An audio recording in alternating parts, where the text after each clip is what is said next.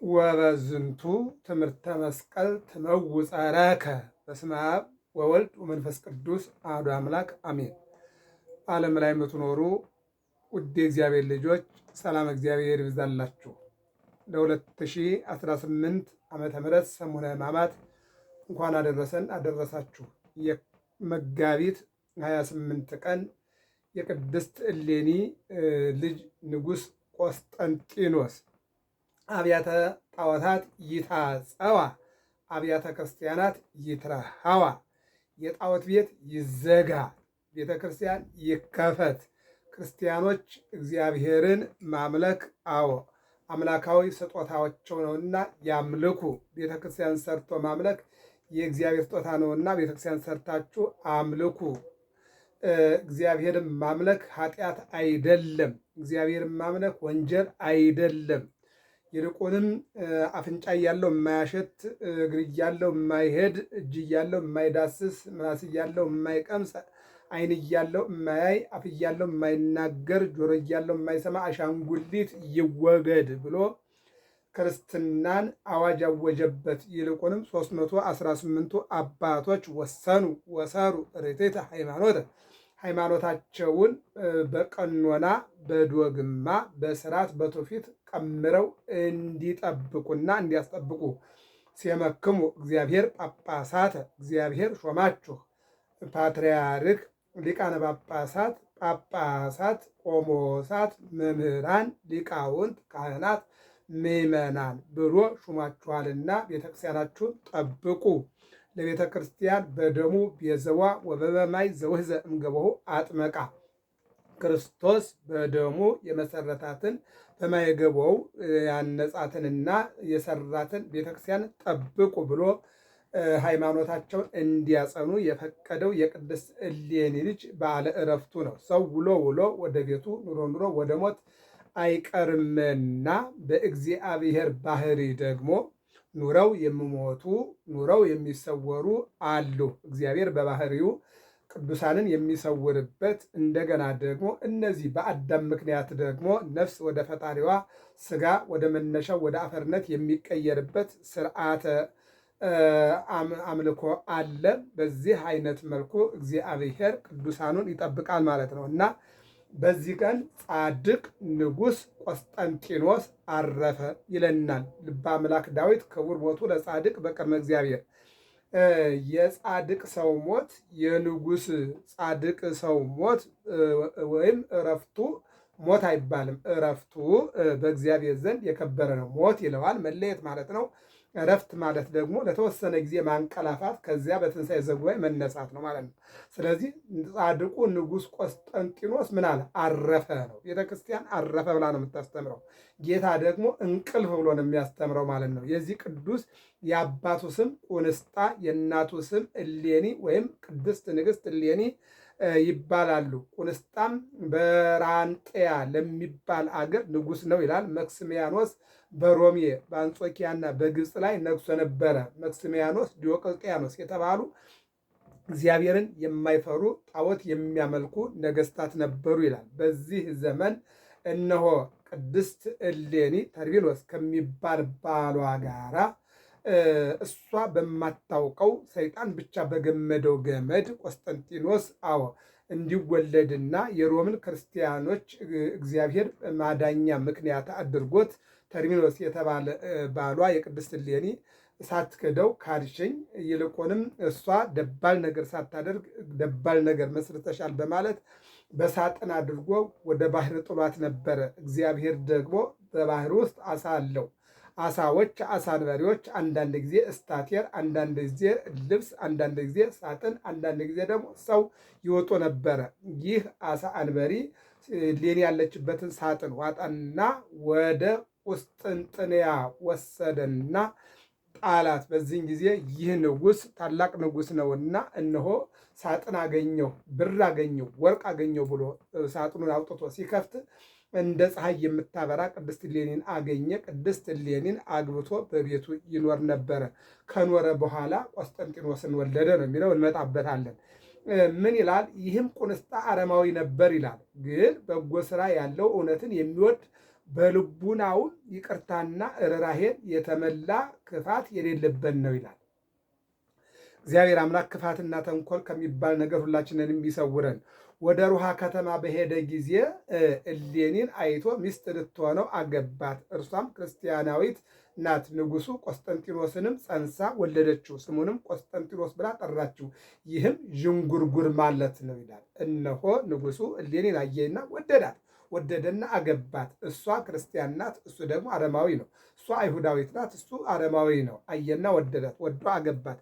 አገባና ማንን ወለደ? ቆስጠንጢኖስን ወለደ። እሷ ደግሞ ከአሕዛብና ከሕዝበ እግዚአብሔር ከአይሁድና ከአረማዊ ተወለደ ስትል ቆስጠንጢኖስ አለችው። ቆስጠንጢኖስ ማለት ዥንጉርጉር ማለት ነው።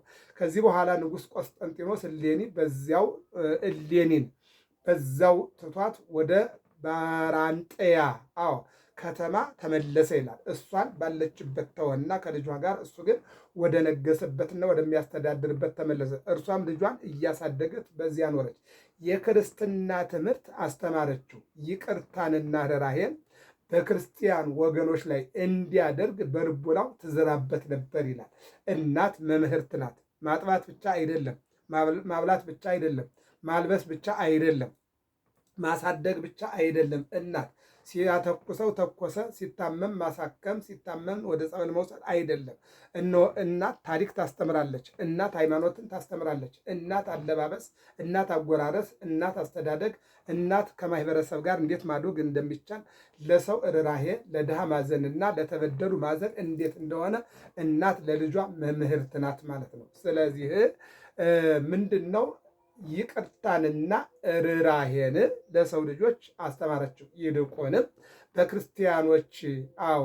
በክርስቲያን ወገኖች ላይ ርኅራኄ እንዲያደርግ በልቡናው መልካም ነገርን ትዘራበት ነበር ይላል። እግዚአብሔር አምላክ በዚህ ትውልድ መልካም ሀሳብ እንዲዘራ መልካም ፈቃዱ ይሁንልን። እርሷ ክርስቲያን ስትሆን የክርስትና ጥምቀትን ታጠምቀው ዘንድ አልደፈረችም።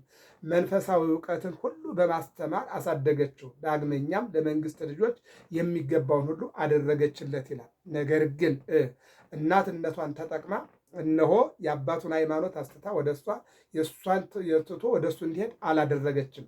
ምክንያቱም መማር፣ ምክንያቱም ማወቅ፣ ምክንያቱም እነሆ የንግስት ልጅ ነው የንጉሥ ልጅ ነው እና ልጁ አድጎ በራሱ ፈቃድ ወደ ክርስትና መምጣት እንዳለበት እነሆ ደስ ወደሚለው ወዳመነውና ልቡ ወደ መሰጠውና ሕሊናው ወዳመነበት እንዲሄድ ትጠብቀው ነበር ይላል። ከዚህም በኋላ ንጉሥ የሚገርመው ነገር ከዚያም በኋላ ወደ አባቱ ሰደደችው። አባቱም ባየው ጊዜ ደስ ተሰኘበት ይላል። እውቀትን የተመላ ሆኖ ፈረስ በመጋለብ ብርቱና የጸና ሆኖ አገኝቶታልና በበታቹም መስፍን አድርጎ ሽሞ በመንግስት ስራ ላይ ሁሉ ስልጣን ሰጠው። እንግዲህ ገበሬ አባት ለልጁ ማሳ ይሰጣል፣ ነጋዴ አባት ለልጁ ወረት ይሰጣል እና ይህ ንጉሥ ነውና ለልጁ የሚገርመው ነገር እንደሚገባው ይላል። በመንግስቱ ስራ ላይ ከሱ ቀጥሎ መስፍን አድርጎ ሽሞ በመንግስቱ ስራ ላይ ሁሉ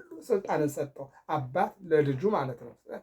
ርኅራኄውን አይቷል፣ ደግነቱን አይቷል፣ ፍቅረ ሰብን አይቷል፣ ማስተዋልን አይቷል፣ ፈረስ ግልቢያውን፣ በቅሎ መጋለብን፣ ሁሉን ነገር አየና ስልጣን መቀመጥ በሚገባው ደረጃ ላይ እንዲቀመጥ አደረገ ይላል። ከ2 ዓመት በኋላ አባቱ አረፈ ይላል። ቆስጠንጢኖስም መንግስቱን ሁሉ ተረከበ፣ የአባቱን ተረከበ ይላል። የቀና ፍርድንም የሚፈርድ ሆነ። ከእርሱ በፊት የነበሩ ነገስታት የጫኑባቸውን ጽኑ አገዛዝ ከሰዎች ላይ አስወገደ። እስቲ ወደ እንትና ልውሰዳችሁ። ሕዝቅያስ የሚባል ንጉሥ እንደነበረ ታሪክ ያስረዳናል አይደለ? መጽሐፍ ቅዱስ ላይ በትልቁ ታሪኩ የተዘገበለት ንጉሥ ምን ይላል? ወደ ንግስና በ25 ዓመቱ ሲመጣ እነሆ መጀመሪያ ላይ ያደረገው ወንበር ላይ መቀመጥ አይደለም። እስራኤላውያን በነዘረባብ የተነደፉትን በነሐስ እባብ አመሳቅሎ ሙሴ እንዲድኑ ተደርገው ነበርና ያንን ያዳናቸውን እግዚአብሔርን ረስተው እባብ በመሰዊያ ላይ አድርገው ይሰግዱለት ያመልኩት ነበርና መጀመሪያ ያንን አቃጠለ። መደርደሪያውን ገለባበጠ፣ አጸዱን አፈረሰ፣ ቦታውን አቃጥሎ አዲስ ማሳ አደረገ። ከዚህ በኋላ ወደ ወንበሩ ተቀመጠ፣ ከእግዚአብሔር ጋር ተጣበቀ ይላል። እንዲህ አይነት ህይወት ለሁላችንም እግዚአብሔር ያደረን። ከማን ጋር ተጣበቀ? ከእግዚአብሔር ጋር ተሳሰረ፣ ተሰናሰለ፣ ተጣበቀ ይላል። የእኛም ሕይወት እንዲሆንልን ከዚህ በኋላ ንግስናውም ተሳካለት። አዎ ተስተካከለለት፣ አማረለት፣ ሁሉ ነገር አዎ ተስተካክሎ መንገዱን ያዘለት ይላል። አያችሁ፣ ይሄ ነው። ይህ ሲሆን አሸናፊዎች እንሆናለን ማለት ነው።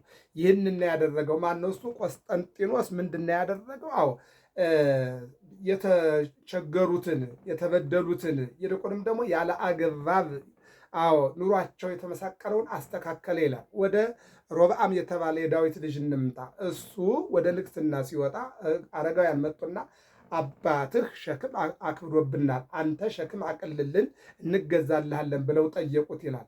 ሲጠይቁት እሺ ብሎ አባቶች ያሉትን አድርጎ መጓዝ ሲገባው ወጣቶችን ጠራና እንደዚህ ብለውኛል ምን ላድርግ አላቸው። ወጣት እንግዲህ አንዳንድ ጊዜ እንደምናውቀው ስሜታዊነት ስላለ እንደዚህ ላሉ እንዲ አባቴ በልምጭ ከገረፋችሁ እኔ በጊንጥ ገርፋችኋለሁ፣ አባቴ አንድ ጊዜ ከገረፋችሁ 50 ጊዜ ብሎ ንግስናውን አበላሽቶበታል። ከሁለትም ደግሞ እንዲከፈል አድርጎታል ማለት ነው። እና ከ2 ዓመት በኋላ አባቱ አረፈ። ቆስጠንጢኖስም መንግስቱን ሁሉ ተረከበ። የቀና ፍርድንም የሚፈርድ ሆነ። ከእርሱ በፊት የነበሩ ነገስታት የጫኑባቸውን ጽኑ አገዛዝ ከሰዎች ላይ አስወገደ። አሕዛብም ሁሉ ታዘዙለት፣ ወደዱትም። የአገዛዙ ቅንነትና የፍርዱ ትክክለኛነት በአገሮች ሁሉ እስቲሰማ ተገዙለት ይላል። አየው፣ በጎነት ለራስ ነው፣ ደግነት ለራስ ነው፣ መልካም ግዛት ለራስ ነው።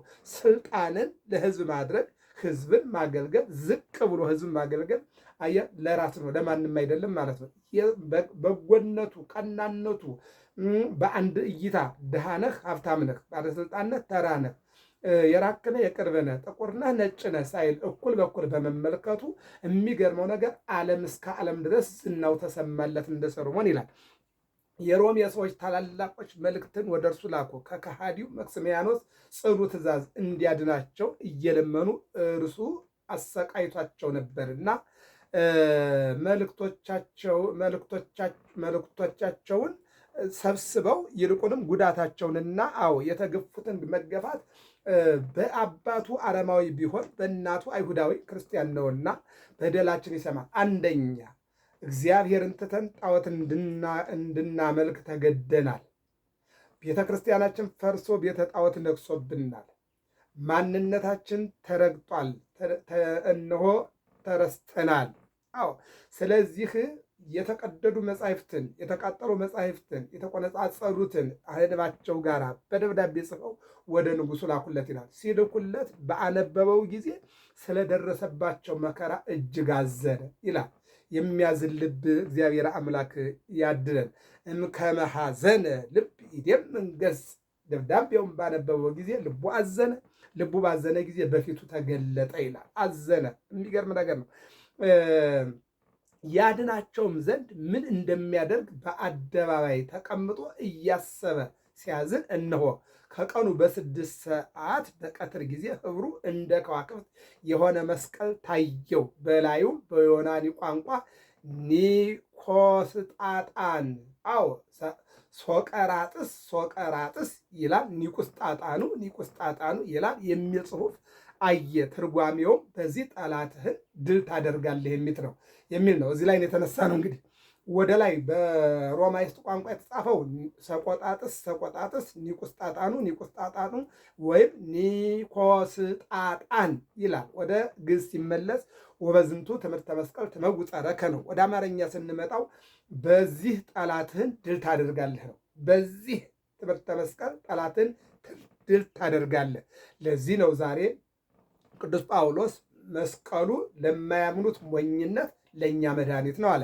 አንደኛ ቆሮንቶስ ምዕራፍ 1 ቁጥር 18፣ ቆላሲስ ምዕራፍ 1 18 ላይ ደግሞ በመስቀል ላይ ባፈሰሰው ደሙ በቆረሰው ስጋው ዓለም ዳነ ይላል። ኤፌሶን 2 ላይ ደግሞ ምን ይላል? በመስቀሉ ጥልን ገደለ ይላል። በመስቀሉ ጥልን ገደለ ይላል። ቆላሲስ ምዕራፍ 2 ላይ ደግሞ ምን ይላል? እነሆ መንገዳችን ይዞ የነበረውን 5500 ዘመን ሰይጣንን ዲያብሎስን እግዚአብሔር በመስቀል ላይ ኢየሱስ ክርስቶስ ተሰቅሎ ከመንገዳችን ላይ አስወገደው።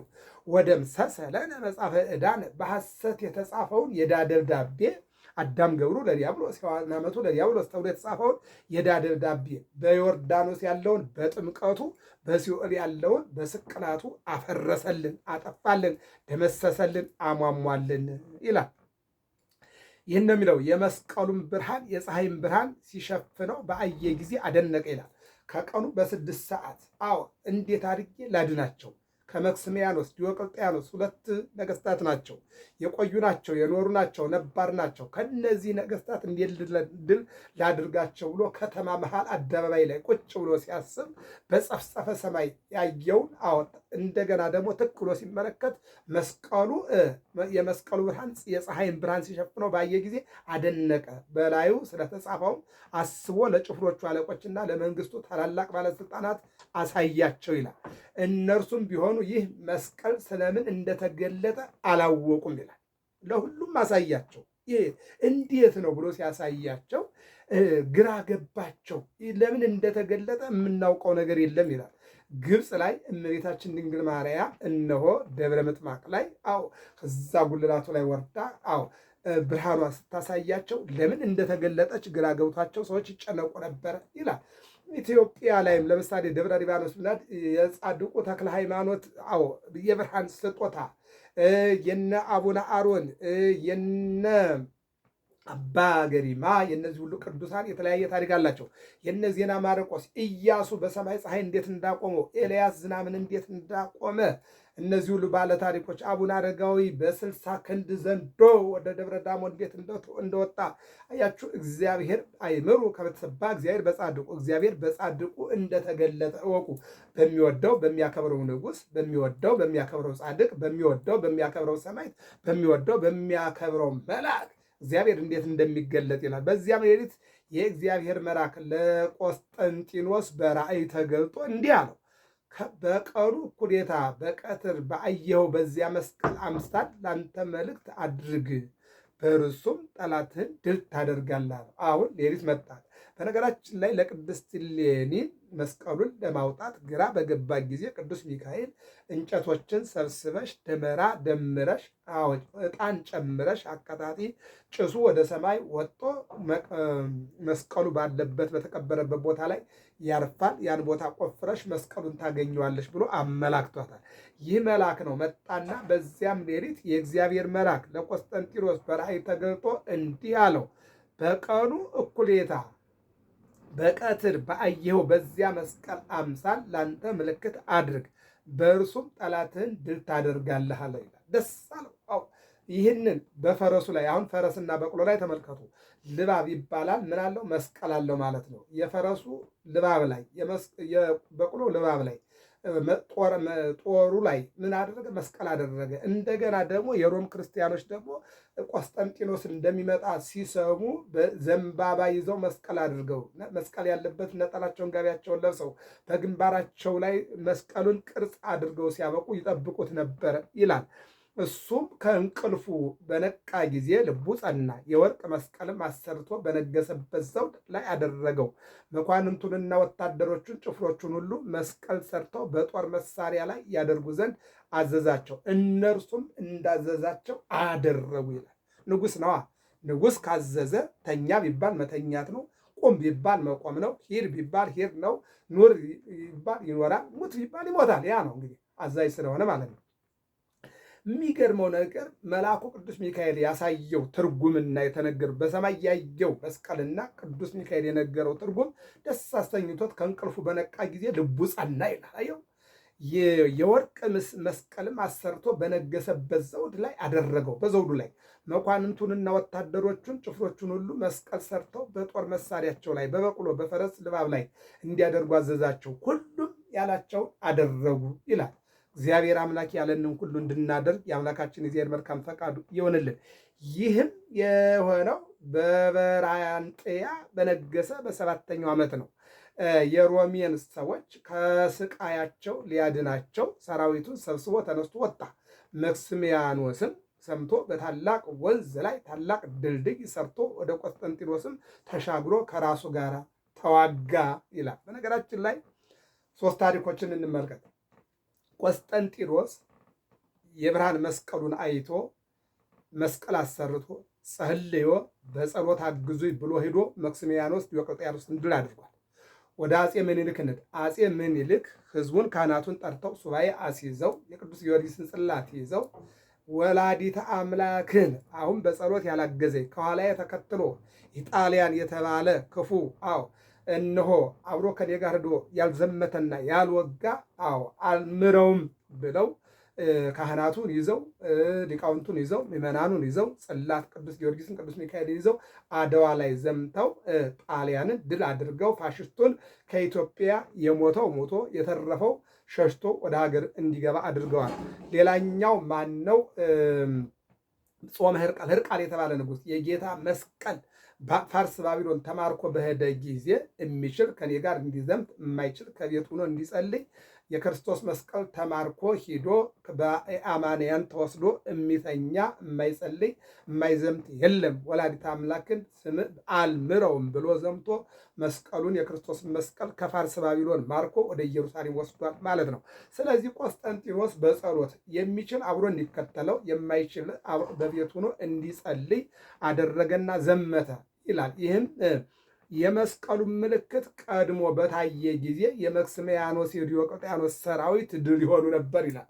መስቀሉ በታየ ጊዜ ይወድቁ ነበረ ሰራዊቱ የዲዮቅልጥያኖስ የመክስሚያኖስ ይወድቁ ነበር ይልና የቆስጠንጢኖስም ሰራዊት ከመክስሚያኖስ ሰራዊት ብዙ ሰው ገደሉ።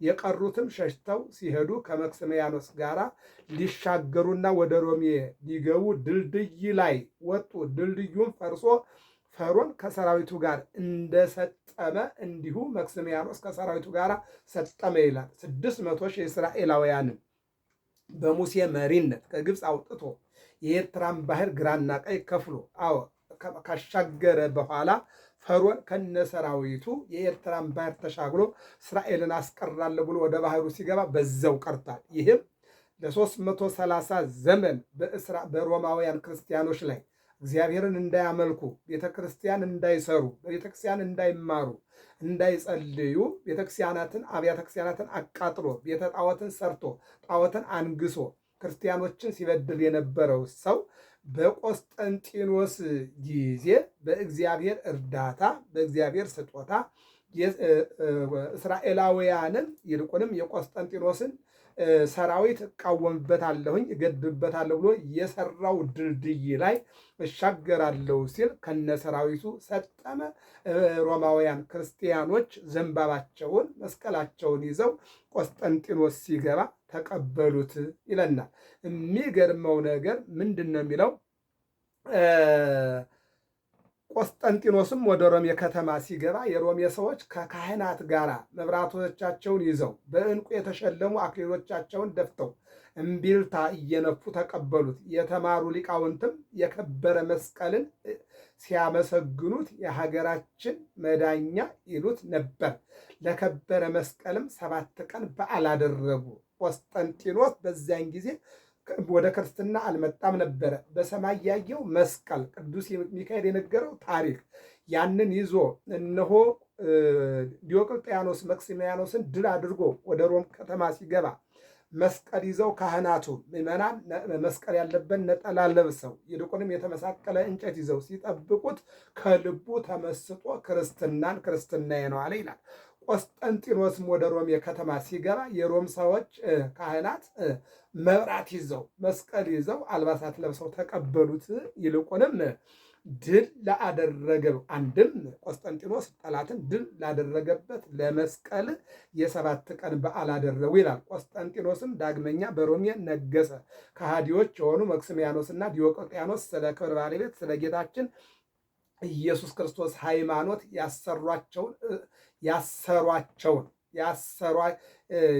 ያሰሩትን የጣዖት ቤት አፈረሰ፣ ገለባበጠ። እንደገና ያሰሯቸውን ካህናቱን ምዕመናኖቹን እስረኞቹን ሁሉን ፈታቸው። ደግሞ የጣዖታት ቤቶች ይዘጉ፣ አብያተ ክርስቲያናት ይከፈቱ ብሎ አዋጅ አስነገረ ይለናል።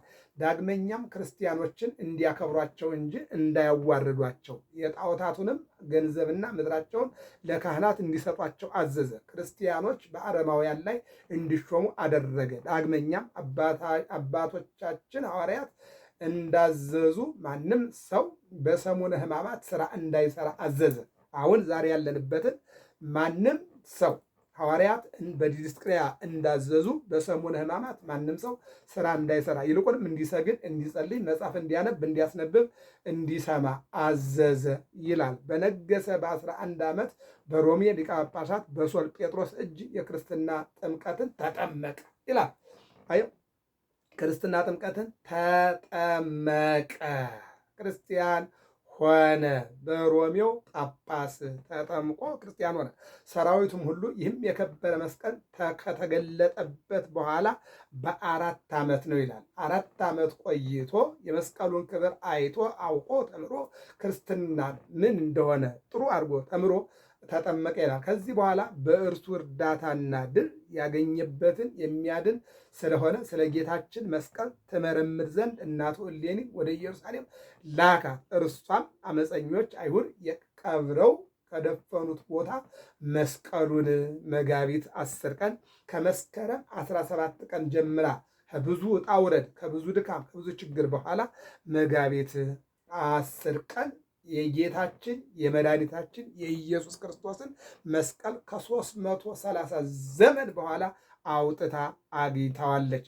በዘመኑም ሃይማኖታቸው የቀና 318 ጳጳሳት የአንድነት ስብሰባ በኒቅያ ስለ አርዮስ ተደረገ ይልና ለክርስቲያኖች መመሪያ በበጎ አሰራር ክርስቲያናዊት ስርዓት ተሰራች። ወሰኑ ወሰሩ ርቴተ ሃይማኖተ እንተ ይትጠፍ በስተመስሎ በማንኛውም ጊዜ የማትጠፋ ሃይማኖትን እንዲወስኑ አርዮስን በክርክር አሸንፈው አስወግደው እነሱ ሃይማኖታቸውን እንዲያጸኑ ንጉሱ አዘዘ። እነሱም አጸኑ። ከዚህ በኋላ በበራንጠያ ታላቅ ከተማ ሊሰራ ታስቦ ብዙ ዘመን ቀርቶ ነበረ። ራሱ ግን ሊሰራ አሰበ። እንዳሰበውም ታላቅ ከተማ ላይ ታላቅ ቤተ መቅደስ ሰርቶ በስሙ ቁስጥንጥንያ ብሎ ጠራት። በውስጧም አምላክን በወለደች በእመቤታችን በቅድስት ድንግል ማርያም ስም በአጌያና በሶፊያም ታላቅ ቤተክርስቲያን ሰራ። መንፈሳዊ በሆነ መልኩም ጌጥ ሁሉ አስጌጣት። በውስጧ ከሐዋርያት የብዙዎቹን አጽም ከሰማዕታትና ከቅዱሳን ጻድቃን ስጋቸውን ሰብስቦ አስቀመጠ። የክብር ባለቤት ጌታችን ኢየሱስ ክርስቶስን ደስ አሰኝቶ መልካም ተጋድሎን ከፈጸመ በኋላ በኒቆምድያ ከተማ ጥቂት ታሞ በሰላም አረፈ። ወበዝንቱ ትምህርተ መስቀል ትመውፅ ጸረከ፣ በሰማይ ባየኸው መስቀል ጠላትህን ድል ታደርጋለህ። ገንዘውም በወርቅ ሳጥን አድርገው ተሸክመው ወደ ቁስጥንጥንያ አደረሱት። የጳጳሳት አለቆችና ካህናት ከሁሉ ሕዝብ ጋር ወጥተው ተቀበሉት። በብዙ ጸሎት በመዝሙርና በማሕሌት በምስጋና ወደ ከበሩ ሐዋርያት ቤተ መቅደስ አስገብተው በክብር አኖሩት ይላል። ቤተ ክርስቲያን በጎ ላደረጉ ጥሩ ስራ ለሰሩ ዋጋቸውን የምትከፍል ስለሆነች እነሆ በሰራት ቤተ ክርስቲያን ሐዋርያትን ባስቀመጠበት የሐዋርያትን አጽም የሰማዕታትን አጽም ባስቀመጠበት ቦታ ላይ የእርሱም አጽም እንዲቀመጥ አባቶች እነሆ ወስነው በክብር መጋቢት 28 ቀን አስቀምጠዋል ማለት ነው። የጻድቁ ቆስጠንጢኖስ የንጉሱ ቆስጠንጢኖስ በረከት ለሁላችን ይሁን። ጥሩ መስራት ለራስ ነው። በጎ ነገር ማድረግ ለራስ ነው። ሰው በሕይወቱ ርኅራኄ፣ ደግነት፣ ቸርነት፣ ቅንነት ሊጠፋበት አይገባም። ቸር መሆን ለራስ ነው። በጎ መሆን ለራስ ነው። ሰላማዊ ሰው መሆን ለራስ ነው። እነሆ ክፉነት ለራስ ነው። ጨካኝነት ለራስ ነው። ሰው የዘራውን ያጭዳል። ደግ ከሆንክ ደግ ነገር ታገኛለህ። መጥፎ ከሆንክ መጥፎ ነገር ነው የሚገጥምህ። አይታችሁታል። ቃየል እኮ አቤልን ሲገለው እግዚአብሔር ቃየልን ያስገደለው ከሱ ባነሰ አይን በሌለው በአይነ ስውር ነው ያስገደለው። አይታችሁታል አይደል? እንደዚህ ነው። ፈርዖንን እኮ እግዚአብሔር ያስገደለው ከፈርዖን የበለጠ ንጉሥ አምጥቶ አይደለም። በትር የያዘ ሙሴን ነቢይን አመጥቶ ነው በባሕር ውስጥ እንዲጥለው ያደረገ። ስለዚህ እግዚአብሔር ክፉዎችን ሲጥል በቀላል ነገር ነው። ሄሮድስ ለክርስቶስ ከሕፃንነቱ ጀምሮ ብዙ ነገር አድርጓል። መጨረሻ ግን ራሱን በራሱ እያኘከ እየበላ የራሱን ደም እየጠጣ አውሬ ሆኖ እንዲሞት ነው ያደረገ። እግዚአብሔርን ታግሎ የጣለ የለም። ምናልባት ሊያስብ ይችላል፣ ምናልባት ሊክድ ይችላል። ግን እግዚአብሔርን ታግሎ መጣልና ማሸነፍ አይቻልም። ስለዚህ ከክፉነት ደግነት፣ ከመጥፎነት መልካምነት፣ ርኅራኄ በሰው ልጆች ሊኖር የሚገባ የእግዚአብሔር ስጦታዎች ናቸውና ደግ እንዲያደርገን መልካም ተመኝ እንድታገኝ ተብሏልና መልካም ሰዎች እንዲያደርገን በተለይ በዚህ በሕማማቱ ስለ ብሉይ ኪዳን ስለዚያ ስለ ዓመተ ፍዳ ዓመተ ኩነኔ አባቶቻችን ስላሳለፉት መጥፎ ዘመን ይልቁንም ጌታ ምንም ሳያጠፋ ምንም ሳያደርግ በእኛ ምክንያት ስለገጠመው መከራ የምናስብበት ነውና ሀገራችን፣ ሃይማኖታችን፣ ሕዝባችን የምናስብበት ሕማማት እንዲያደርግልን በቀራንዮ ተሰቅሎ ሥጋውን ቆርሶ ደሙን አፍስሶ ዓለምን ያዳነ ጌታ ሀገራችን ብሎም ዓለምን ወደ ሰላሟ እንዲመልስልን መልካም ፈቃድ ይሁንልን። ገብረ መስቀል ሚዲያ ነው። ሰብስክራይብ፣ ላይክ፣ ሸር አድርጉ። ወበዝንቱ ትምህርተ መስቀል ትመውጻእከ፣ በዚህ መስቀል ጠላትን ድል ታደርጋለህ። ለዚህ ነው ቅዱስ ጳውሎስ ምን አለ? በመስቀሉ ድል አደረገ አለ። ጥልን ገደላል። ዲያብሎስን እኮ ጥል የተባለ ዲያብሎስ ነው። ጥላቻ የዲያብሎስ ነው። በመስቀሉ ጥልን ገደል አለ። ስለዚህ ዛሬ በዚህ በሕማማቱ ላይ ቆስጠንጢኖስ ምንድን ነው ያለ? ሕማማቱን አክብሮ ነው ያለው። ስለዚህ ይህንን ሕማማት እንድንጠቀምበት እግዚአብሔር ይርዳን። በዚህ ሚዲያ በትንሿ ሚዲያ ትልቁን የእግዚአብሔርን ሀሳብ የቤተክርስቲያንን ሀሳብ ተከታተሉ። ሰላም እግዚአብሔር ከሁላችን ጋር ይሁን።